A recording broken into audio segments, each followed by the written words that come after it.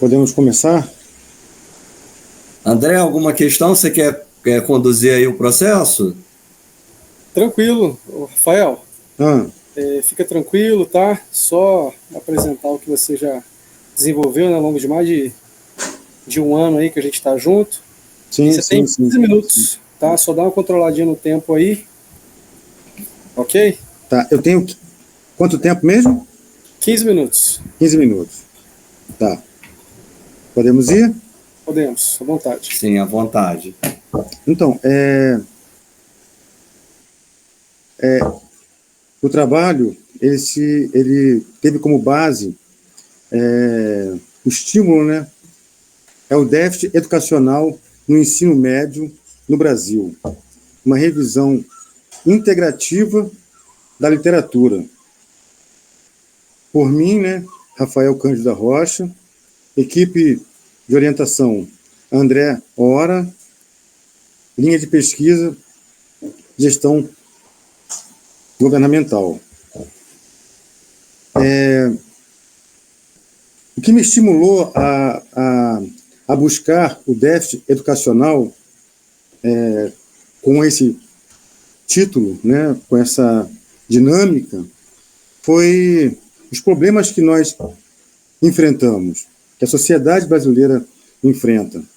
O problema do déficit e, junto com ele, vem uma série de outros problemas que nós enfrentamos todos os dias. Isso não é algo novo, não é algo nem do nosso século, é algo que já vem desde o nosso período de colonização. E eu vou começar apresentando, né, a introdução. O problema é encontrado nessa pesquisa. Quais são as possíveis causas e efeitos do déficit educacional no Brasil? No caso, como é um assunto muito abrangente, eu quis não esgotar o assunto, porque acredito que eu não conseguiria fazer, mas tentar sintetizar e de alguma forma, somente abordar a parte do ensino médio no Brasil. O objetivo geral, né, é analisar as possíveis causas e efeitos do déficit educacional no ensino médio no Brasil e suas consequências. A justificativa é a relevância da educação no desenvolvimento individual, social e nacional. Porque a educação é o pilar de qualquer sociedade. Não há uma grande sociedade sem uma educação de qualidade, sem uma educação construtiva que faça com que os seus cidadãos possam ser pensantes e não aquela coisa manipulada, e não aquela coisa já pré-fixada do que a pessoa vai pensar, propriamente dito. A estrutura da referência, do nosso referencial teórico, um breve trajeto pela história do déficit educacional no Brasil, e esse breve trajeto, ele tem início no período da nossa colonização, quando os jesuítas, né, eles vieram para cá, eles não vieram com o intuito de colocarem aqui os jesuítas, não foi inicialmente que eles transmitissem a educação, eles transmitissem o conhecimento, mas sim catequizar os nativos, que no caso os índios, tá? Para o fortalecimento da Igreja Católica em nosso território.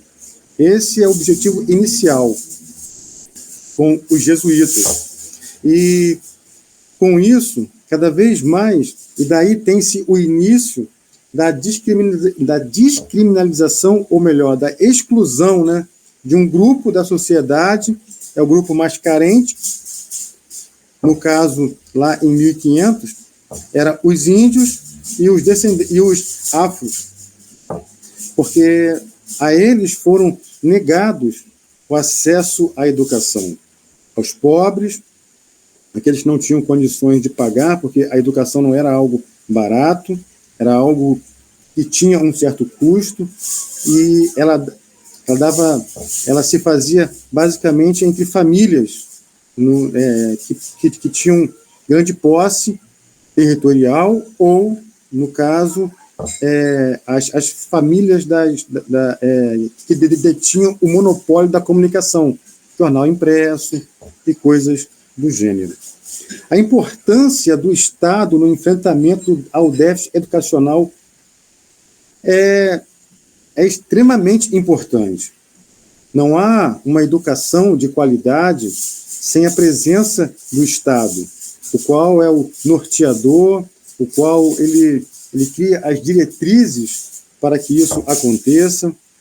E desde do início da República, o que se vê é um certo descaso, ou melhor, não tratando a educação com a primazia que ela, de fato, merece.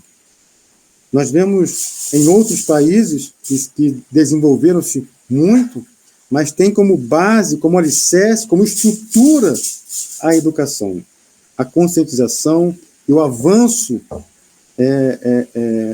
educacional daquele povo. Então, é extremamente importante a participação do Estado, sendo que, inclusive, na nossa Carta Magna, né, em 1988, a educação passa a ser prioridade do Estado e direito de todo cidadão brasileiro. Passaram-se 35 anos, né, desde a sua promulgação, e nós ainda estamos discutindo os mesmos assuntos que foram tratados lá em 1988. E por que não dizer, no período de Getúlio Vargas, os mesmos problemas ainda enfrentamos? Mas acredito, sou um otimista, e acredito que as coisas estão mudando, mesmo que sejam bem lentas, ou talvez não da forma como desejamos, mas há mudanças. O Estado é a formação dos professores para o enfrentamento ao déficit educacional.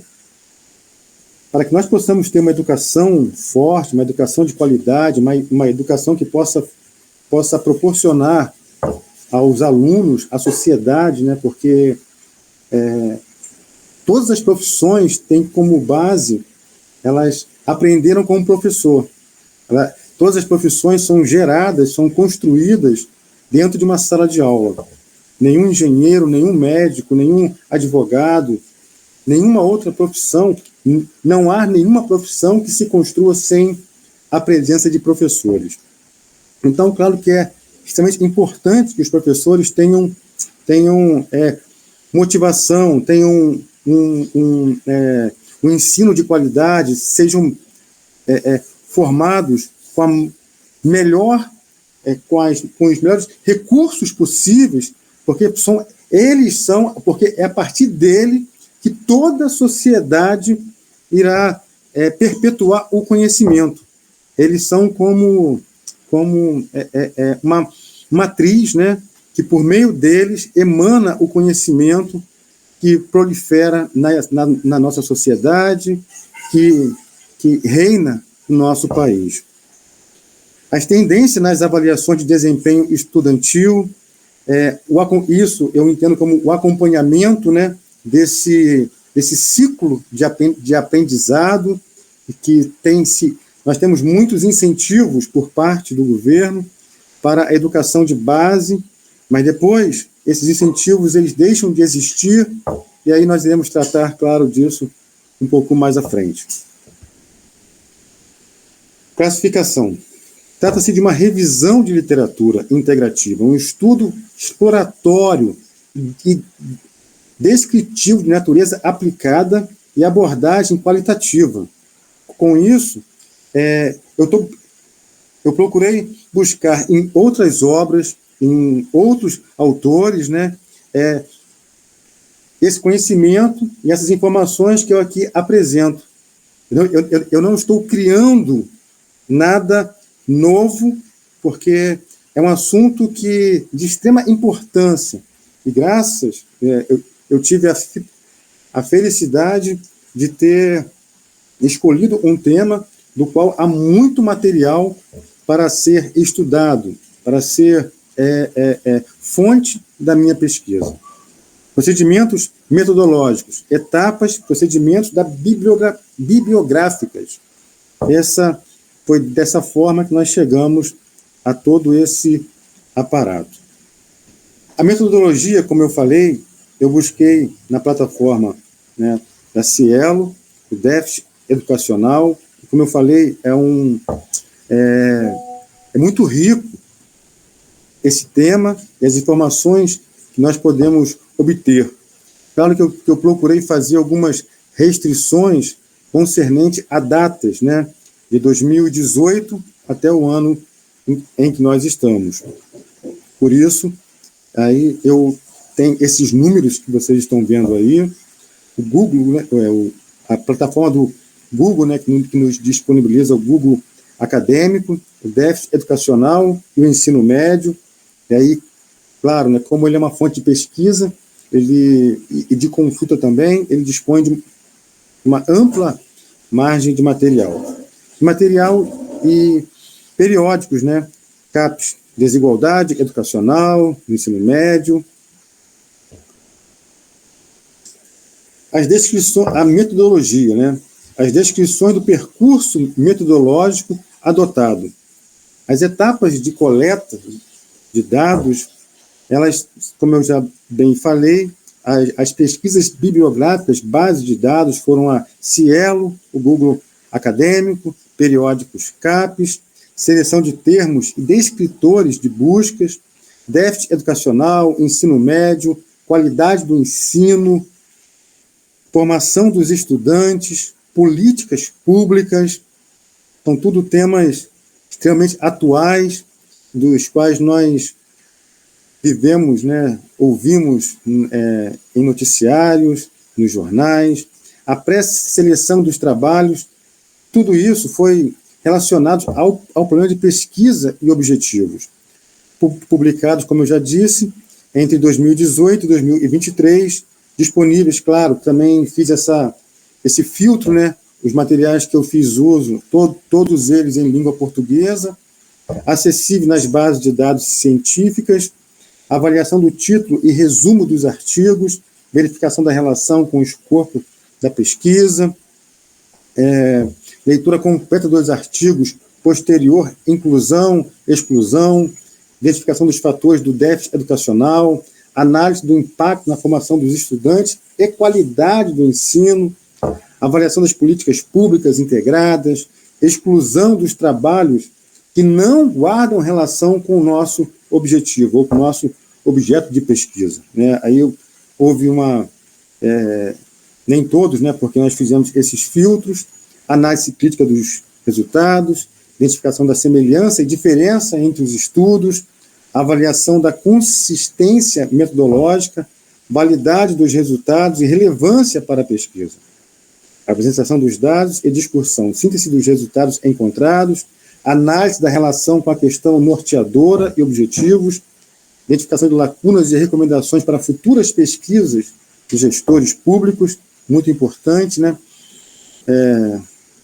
Seria extrema valia se o executivo, né, ele desse atenção à gama de materiais que poderiam nortear as nossas políticas públicas. Análise de dados, resultados, causa do déficit educacional.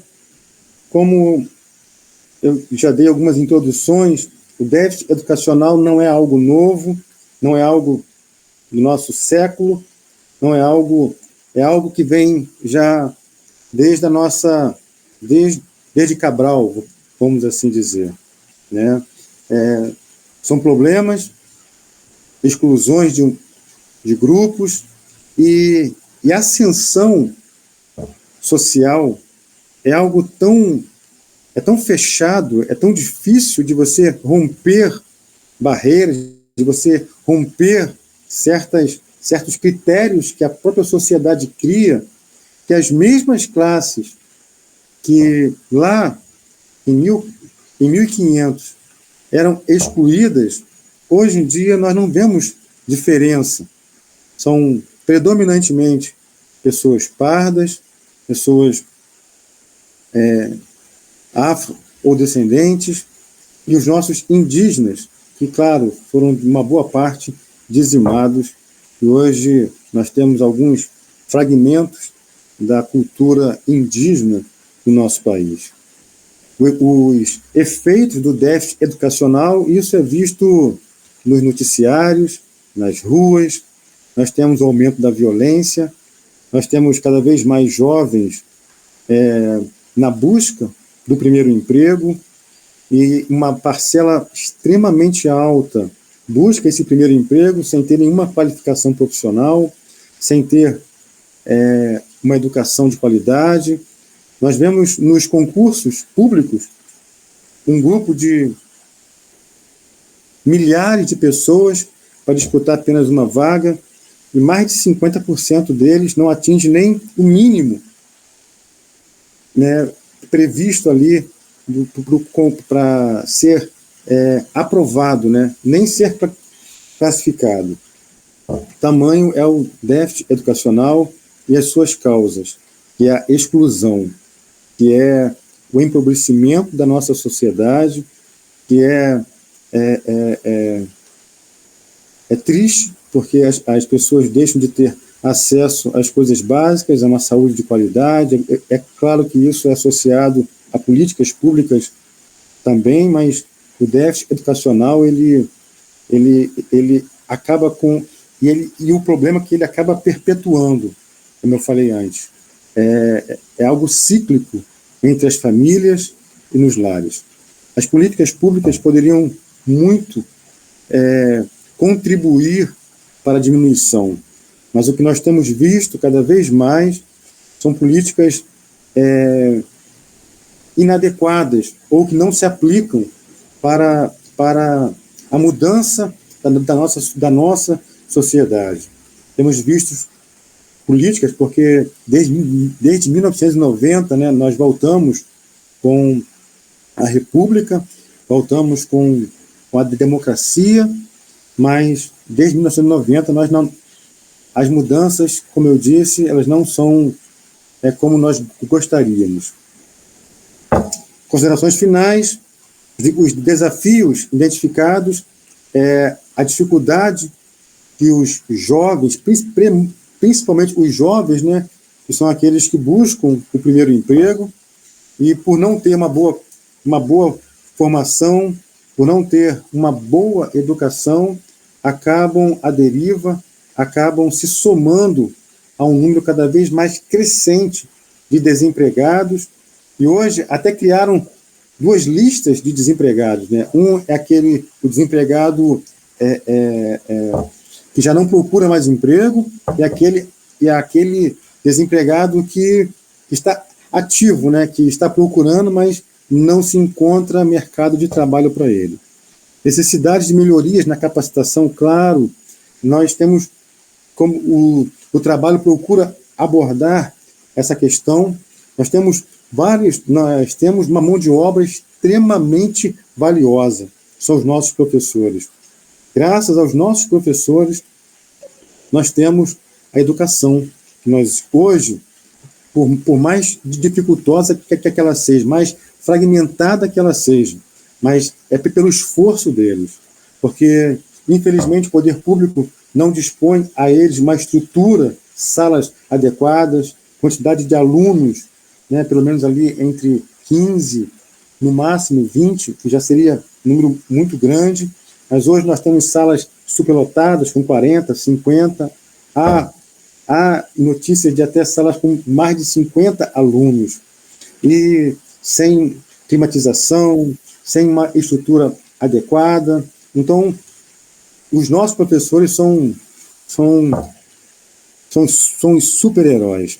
E, claro, a valorização dessa categoria, que é a base da formação de toda a sociedade, deveriam ser mais valorizados, não só na questão financeira, mas oferecer a eles também um ensino, né, uma pós-graduação, um ensino, uma estrutura de trabalho melhor, com slides, com informática, com tudo que há de mais moderno, para que eles possam transmitir o saber. O impacto positivo nas famílias, com a diminuição do déficit educacional, é a qualidade de vida. A qualidade de vida está ligada diretamente à educação. Pessoas que têm mais anos de estudo são pessoas que dispõem de uma qualidade de vida melhor. E, claro, bons estudos. Limitações do nosso estudo é porque é muita informação. Gostaríamos de abordar diversos outros temas, só para que se tenha uma noção. Nós poderíamos ficar presos aos primórdios ali, em 1500, quando a família imperial veio para o Brasil, isso já depois de 200 e poucos anos, 300, né, quase isso, que aí tem-se início a alguma coisa. Se cria-se a faculdade que hoje nós conhecemos, o FRJ, oferecendo inicialmente apenas 2 cursos, que era o de Medicina e o de Direito. Forma-se também a Academia Militar das Agulhas Negras, nome hoje dado, na ocasião não era esse nome, mas Academia Militar das Agulhas Negras. A Biblioteca Nacional também é construção desse período. Tudo isso para atender, claro, a família, né? A família imperial. As recomendações que eu poderia, assim, que eu apresento é que o Brasil ainda na questão de educação, ainda está engatinhando. Nós temos uma mão de obra extremamente dedicada, valiosa, não temos estrutura, mas dentro das nossas limitações, dentro daquilo que se pode oferecer, o que é oferecido é de boa qualidade. E gostaríamos que os nossos governantes se atentassem melhor para a educação. Eu agradeço a todos, agradeço a banca, a cada professor, queria também fazer menção do meu amigo Rocha, o qual muito me ajudou nesse trabalho.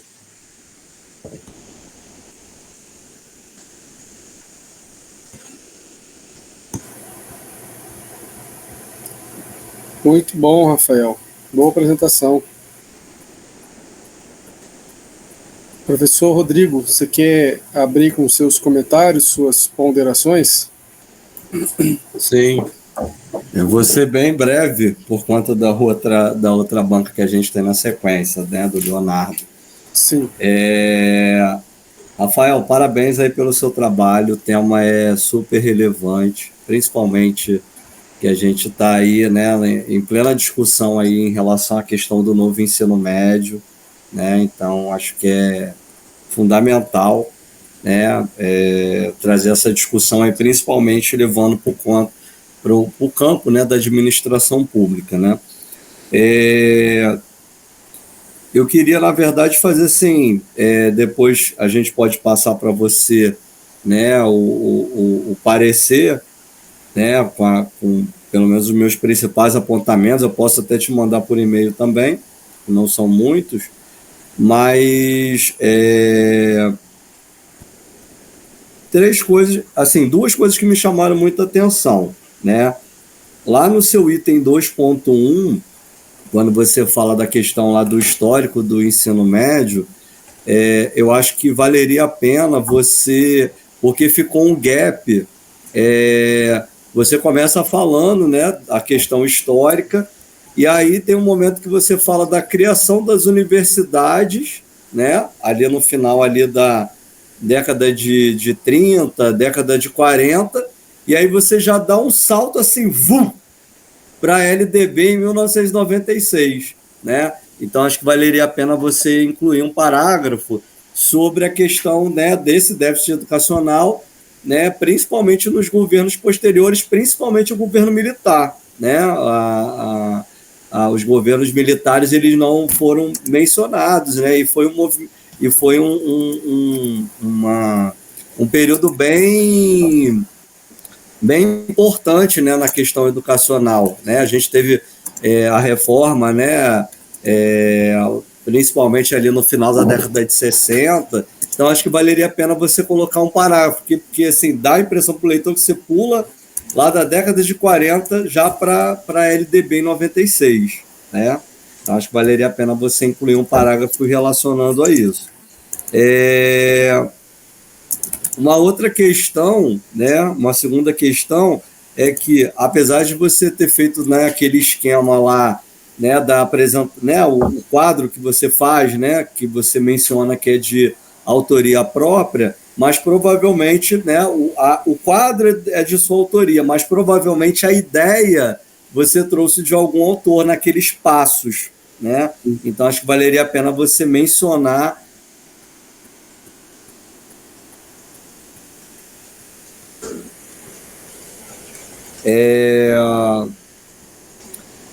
em relação também à escolha, né, dos artigos, né? Então, assim, você vem falando que você jogou os mecanismos de busca e tal, colocou lá a quantidade, e acredito que valeria a pena você, porque, assim, claro que depois tem um quadro que você menciona lá quais são os artigos, mas lá na hora que você faz a separação, que você vai fazer a escolha, você não menciona a quantidade de artigos que ficou na tua seleção final. Não está claro isso no texto do seu trabalho. Então, acho que valeria a pena você incluir um parágrafo. Olha, depois disso tudo, né, essa quantidade de artigos, a gente fez a seleção por tantos trabalhos, né, por esse motivo. Né? Acho que valeria a pena só acrescentar esse parágrafo, né, para facilitar aí a leitura. E, por fim, apenas a título de apresentação, quando você apresenta os trabalhos que você selecionou, numa revisão sistemática, num trabalho bibliográfico, né, a gente não apresenta por ordem alfabética, a gente apresenta os autores por ordem cronológica, né? Então é dos autores dos mais antigos para os mais recentes, tá? Mas aí é questão aí de ajuste fino aí na hora de fazer aí a formatação. No todo, o trabalho está bem legal, está bem fluido, né? Acho que vale a pena aí depois você pensar aí na possibilidade de publicação, né? Em algum veículo aí, em algum congresso, né? É claro que trazendo aí mais alguns outros elementos, mas eu acho que tem um potencial grande para esse tipo de situação. Né? Mais uma vez, aí, parabéns aí pelo trabalho, né? A temática bem relevante nos dias atuais. É isso mesmo, Rafael. Nesse primeiro comentário que te dá parabéns. O trabalho, de fato, tem algumas pontas assim, a serem corrigidas. Eu e o professor Rodrigo vamos deliberar, tá? Em torno de 5 minutos, professor. Você acha que é suficiente? 5 minutos, né? Tranquilo. Então, quando for 9:06, você e José, vocês retornam, e o Leonardo também, que aí a gente dá o veredito em relação ao parecer final, nota e mais algumas considerações, ok? Então tá, até nas mediações, tô achando o pessoal meio desanimado, sei lá. Entendi. Acho que deve ser o efeito, né, pós-pandemia, né? Acho que pode ser. O efeito pós-pandemia, essa questão do online também, né? Uhum. Entendeu? Eu também tenho sentido isso no presencial também, né? É mesmo? Olha, exatamente. Interessante. No presencial também tenho percebido bastante essa dificuldade, né? De concentração, né? Eu percebo uma dificuldade. Tem a questão do engajamento, mas também tem a questão da própria concentração. Assim, atividade que vai demandar uma concentração grande é uma dificuldade do estudante atualmente. Entendi. Precisa continuar à frente das disciplinas de finanças? Sim. Principalmente em finanças. Aí tem uma questão geracional também. Eu estou dando, normalmente, no presencial, lá na Rural, eu trabalho com garotada de 19, 20, 21 anos, então tem uma questão geracional associada a essa questão aí do pós-pandemia, né? Sim, entendeu? sim. Porque essa garotada que hoje está lá comigo no presencial na universidade é uma garotada que vivenciou o ensino médio no ensino remoto, né? É verdade. É. Mas é isso aí, Rafael, José, Leonardo, sejam bem-vindos de volta. O professor Rodrigo, ele é o presidente da banca, então, professor, faça as honras de comunicar, por favor, o resultado do Rafael, que está ansioso. Então, Rafael, a gente analisou o seu trabalho, né? O seu trabalho foi considerado aprovado, com nota 9, tá? Parabéns aí para você. Obrigado. E aí depois você só acompanha aí junto. O André foi seu orientador, né? Sim.